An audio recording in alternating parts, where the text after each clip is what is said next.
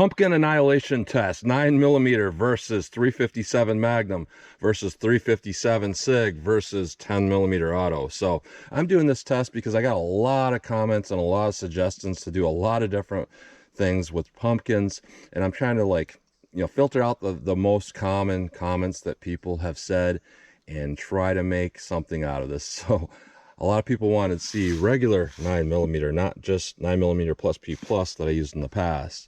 A lot of people wanted to see 357 Magnum and 357 SIG and 10mm against pumpkins. So I brought out my 4-inch Smith & Wesson revolvers here and my 5-inch Smith & Wesson semi-autos, because a 4-inch revolver and a 5-inch semi-auto is about the same overall size and barrel travel. And I brought out some rounds of ammo I have lying around that are some pretty good rounds of ammo that should make this for an interesting test. So our 9mm punch here, not particularly powerful, but people did want to see that, and it is a really good round of ammunition.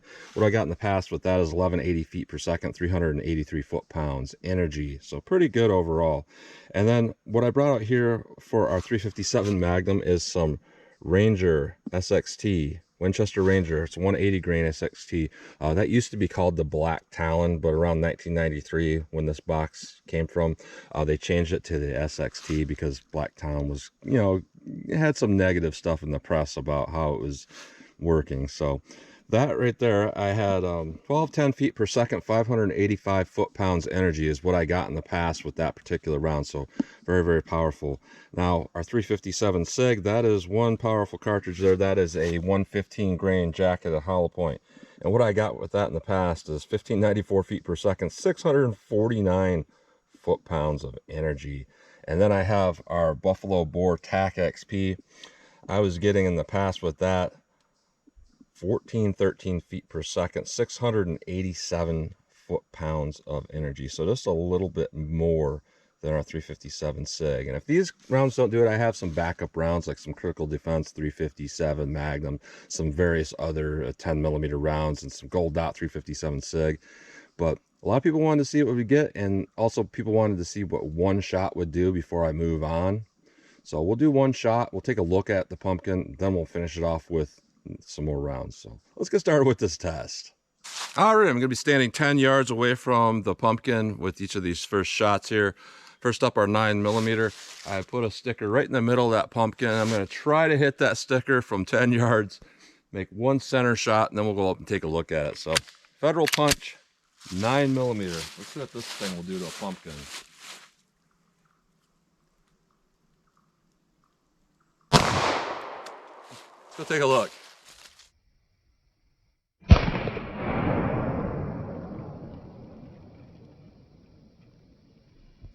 All right, I hit a little bit high from where I was aiming.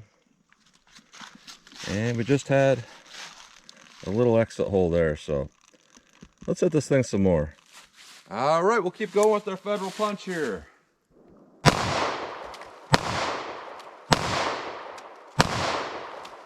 There we go, did pretty well. Let's move on to our 357 Magnum Black Talon.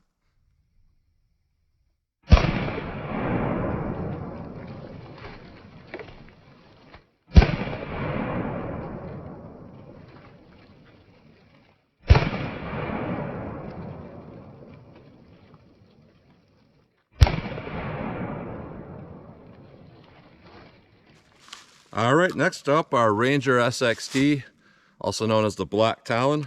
Let's do one shot on that pumpkin there. These are all water filled, by the way.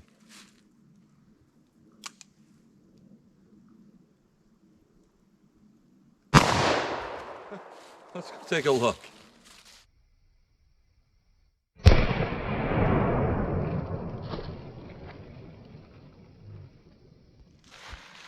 All right, I did hit a little bit high and a little bit left there, but yeah, that seems about right for a 357 Magnum. Yeah, that's pretty destructive. Let's hit it some more. All right, we'll keep going with our Ranger SXT Black Talon stuff.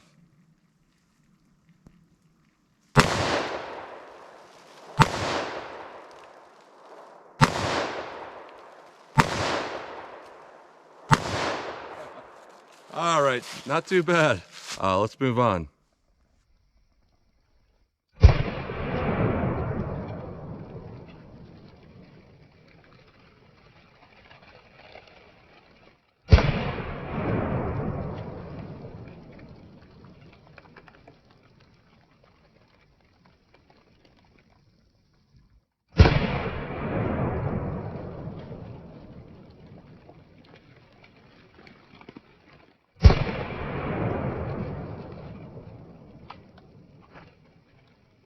All right, next up we have our 357 SIG Underwood 115 grain jacket at hollow point.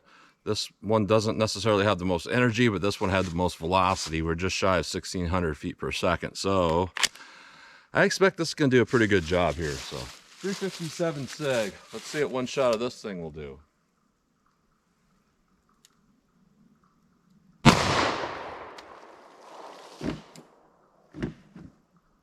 Let's go take a look.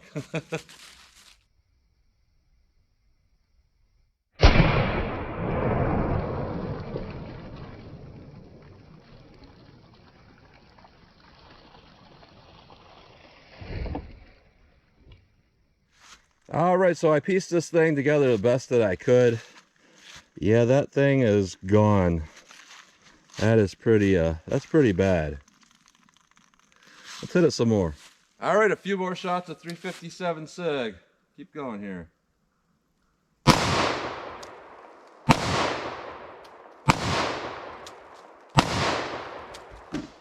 All right, I'll take that.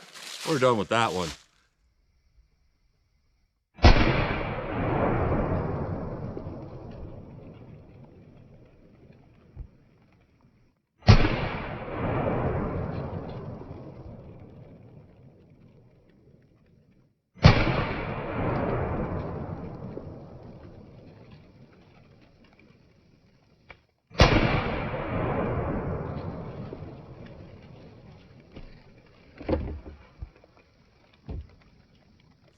All right, next up we have our Buffalo Bore TAC XP 155 grain solid copper hollow point. These are loaded really warm by Buffalo Bore. So let's see what these will do with one shot. 10 millimeter auto.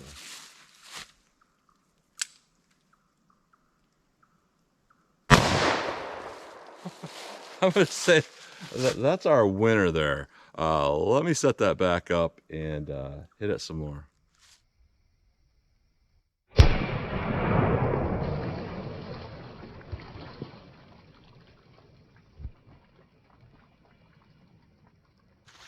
All right, so I took the entire bottom off it, so I had to flip it upside down. So yeah, that did, I would say, a little more than that 357 SIG, even though the velocity wasn't quite as fast. So that's pretty destructive. Let me hit it a few more times. A lot of people have been wanting to see these water jug tests, so I think I'm going to save that remaining round. I'm going to hit the water jugs with that TAC XP. But let's see what these 200 grain Underwoods will do. These are almost as powerful. Couple shots of these.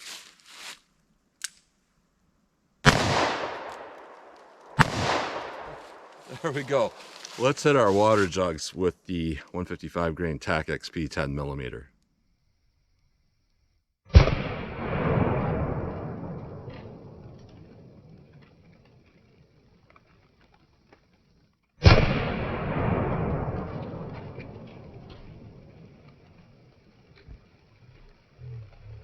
All right, I have one of these Buffalo Bore TAC XP 10 millimeters left. I only have 4 water jugs up there. I think I can catch it with that though. So let's see how this TAC XP thing does. I hope I don't get splashed too bad. But let's see how our 10 millimeter does. Okay. Let me see if I can find that bullet.